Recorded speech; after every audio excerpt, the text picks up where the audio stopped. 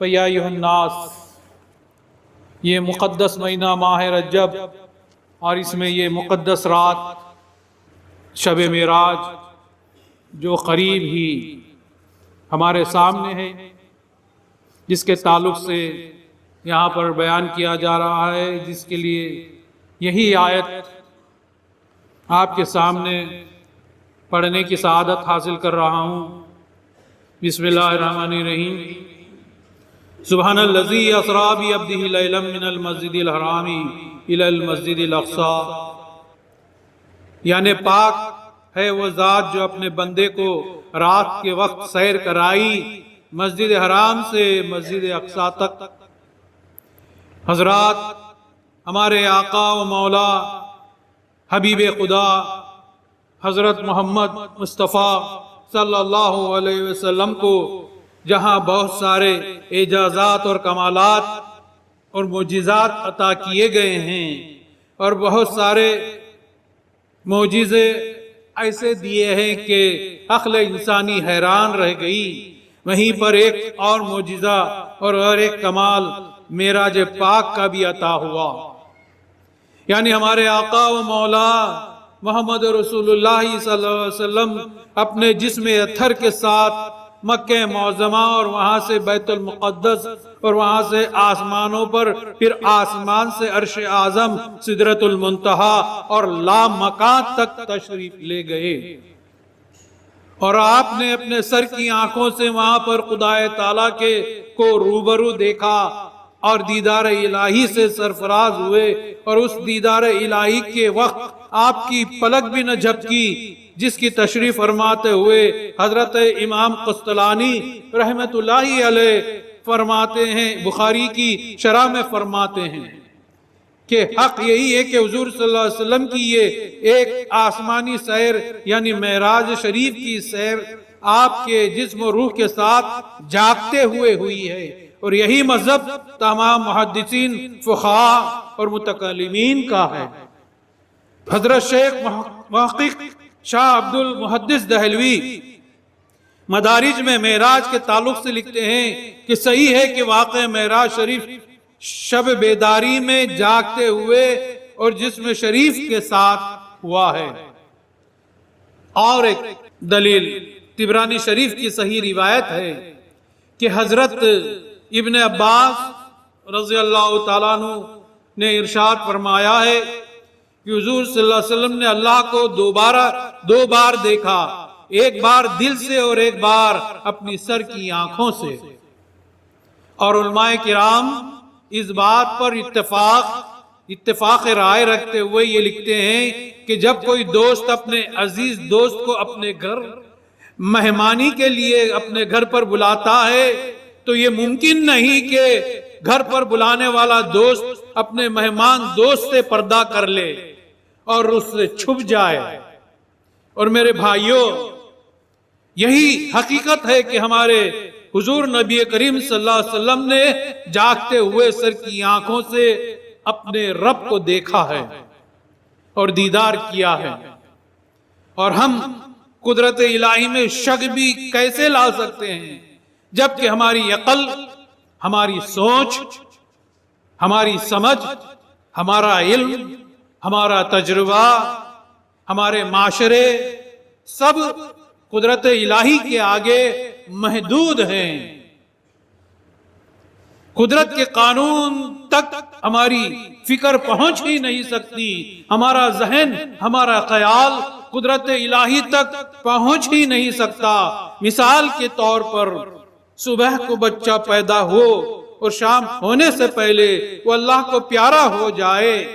تب چونکہ اس نے اگتے ہوئے سورج کو دیکھا تھا اس لیے وہ یہی سمجھے گا کہ سورج ہمیشہ روشن رہتا ہوگا، وہ کبھی ڈوبتا یا غروب نہیں ہوتا ہوگا، چونکہ اس نے غروب ہوتے ہوئے سورج کو دیکھا ہی نہیں، کیونکہ سورج ڈوبنے سے پہلے اس کا انتقال ہو گیا۔ وہ سورج کے غروب ہونے پر کیسے یقین کر سکتا ہے؟ اسی طرح حضور صلی اللہ علیہ وسلم جب معراج کی سیر کے لیے آسمانوں پر تشریف لے گئے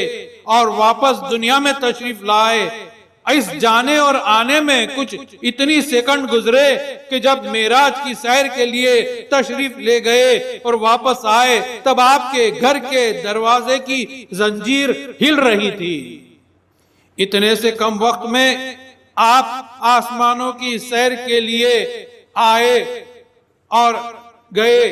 اس بات کے ثبوت کے لیے مشکوہ شریف کی وہ حدیث ہمارے لیے کافی ہے۔ حضور صلی اللہ علیہ وسلم نے فرمایا کہ میں نے اپنی آنکھوں سے خدا کو دیکھا ہے، زنجیر بھی ہلتی رہی، بستر بھی گرم رہا، ایک دم میں سر عرش گئے آئے محمد۔ حضور صلی اللہ علیہ وسلم کو معراج کی رات آسمانوں کی سیر کے لیے بلانے کے لیے بھیجا گیا۔ سبحان اللہ، اللہ کی دعوت پر بلانے کے لیے حضرت جبرائیل امین تشریف لاتے ہیں۔ حضور صلی اللہ علیہ وسلم رات کے وقت آرام فرما رہے تھے کہ جبرائیل امین جنت کی سواری براق کو ساتھ میں لے کر آتے ہیں اور فرماتے ہیں کہ اے حضور صلی اللہ علیہ وسلم اٹھیے، وہ خدا پاک جس نے کوہ طور پر حضرت موسیٰ کو لن ترانی فرمایا تھا، یعنی تو مجھے نہیں دیکھ سکتا فرمایا تھا، وہی خدا پاک آج کی رات آپ کو دعوت دیدار دے رہا ہے۔ اسی طرح حضور صلی اللہ علیہ وسلم کی آمد کے آسمانوں پر ڈنکے بجنے لگے۔ حضور صلی اللہ علیہ وسلم کو سب سے پہلے مسجد حرام سے مسجد اقصی بیت المقدس لے جایا گیا۔ یہاں پر حضرت آدم علیہ السلام سے لے کر حضرت عیسیٰ علیہ السلام تک سب پیغمبر آپ صلی اللہ علیہ وسلم کے انتظار میں ٹھہرے ہوئے تھے، اور آپ صلی اللہ علیہ وسلم پہنچے تو سب نے استقبال کیا، اور آپ صلی اللہ علیہ وسلم نے السلام علیکم کہہ کر سب سے ملاقات کی۔ پھر حضرت جبرائیل امین نے اذان کہی اور حضور صلی اللہ علیہ وسلم نے تمام انبیاء کی امامت فرمائی، اور تمام انبیاء کرام نے حضور صلی اللہ علیہ وسلم کی اقتداء میں نماز ادا کی۔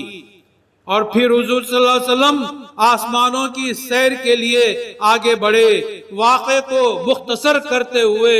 بتلاتا ہوں کہ حضور صلی اللہ علیہ وسلم آخر میں عرش اعظم کے قریب گئے اور وہاں پہنچے جہاں تک کوئی جا نہ سکا، وہاں تک انسان کا تصور بھی نہیں جا سکتا۔ عرش اعظم پہ پہنچے ہیں، کس کا جگر ہے کوئی خرد و غلما، وہ جن و بشر خاک ہوتے ہیں جل کر فرشتوں کے پر، جا نہیں سکتی جس جا کسی کی نظر، جس جگہ وہم کا بھی نہیں ہے گزر، اس جگہ پر گئے ہیں آمینہ کے پسر۔ حضرت جبرائیل امین سدرۃ المنتہا تک پہنچ کر آپ صلی اللہ علیہ وسلم سے فرماتے ہیں کہ حضور بس یہیں تک مجھے آنے کا حکم ہے، اس سے ایک قدم بھی آگے نہیں بڑھا سکتا، اگر ایک قدم بھی آگے بڑھاتا ہوں تو میرے پر جل کر خاک ہو جاتے ہیں۔ یہ کہتے ہوئے فرمایا کہ اب آگے آپ تشریف لے جائیے، یہ خدا کا حکم ہے۔ حضور صلی اللہ علیہ وسلم آگے بڑھتے ہیں اور خدا سے اتنے قریب ہوتے ہیں، جس کو قرآن ان الفاظ میں بیان کرتا ہے کہ حضور صلی اللہ علیہ وسلم اور باری تعالیٰ دونوں اتنے قریب ہوئے کہ جیسے ایک کمان کے دو کونے کتنے قریب ہوتے ہیں۔ یہی تو معراج ہے، یہی دیدار الہی تھا کہ حضور صلی اللہ علیہ وسلم نے اس معراج کی رات میں اپنے سر کی آنکھوں سے خدا تعالیٰ کا دیدار کیا، اور اس دیدار کے بدلے میں باری تعالیٰ نے حضور صلی اللہ علیہ وسلم کو آپ کی امت کے لیے نماز کا تحفہ دیا، اور اسی نماز کو الصلاۃ معراج المومنین کا نام دیا،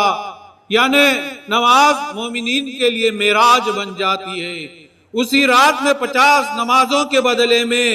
5 نمازیں کر دی گئی، اور حضور صلی اللہ علیہ وسلم کی امت دن بھر میں 5 نمازیں پڑھ کر 50 نمازوں کا ثواب حاصل کر سکتی ہے، بشرط یہ کہ ہماری نمازیں خلوص اور خضوع کے ساتھ ادا کی جائیں۔ آج یہ آنے والی مقدس رات ہمیں نصیب ہو رہی ہے۔ ہر مسلمان کو چاہیے کہ اس رات میں جاگ کر تلاوت قرآن کریں، ذکر اللہ کریں، کثرت سے درود و شریف پڑھے، اپنے گناہوں کی کثرت کی معافی چاہیں، پھر اپنی بلائی کی دعا مانگیں کہ اللہ ہم کو سیدھے راستے پر چلنے کی توفیق عطا کرے۔ آج کی رات اور اس رات، مقدس رات میں جسے شب معراج کہا جاتا ہے، اس رات میں قضا نمازیں پڑھے جو اپنے عمر کی قضا ہو چکی ہیں، وہ ہر ایک دن کی 5 نمازیں اپنی ہمت پر جتنے دن کی قضا نمازیں پڑھ سکتے ہیں اسے ادا کرنی ہے۔ یہی وہ مقدس کی شب معراج آنے والی ہے۔ ہم کو چاہیے کہ اس رات میں جاگ کر ان باتوں کا اہتمام کریں۔ اللہ تعالیٰ سے دعا ہے کہ اللہ تعالیٰ رسول و مہدی کے صدقے میں ہماری نمازوں، عبادت کو اور خیرات کو قبول فرمائے، اور ہمیں وہ رات جب نصیب کر دے اللہ تعالیٰ تو اس رات میں خشوع اور خضوع سے عبادت کرنے کی توفیق عطا فرمائے۔ آمین ثم آمین۔ بارک اللہ لنا ولکم فی القرآن العظیم ونفعنا وإیاکم بالآیات و ذکر الحکیم، انہ تعالی جواد ملک بر رؤوف رحیم۔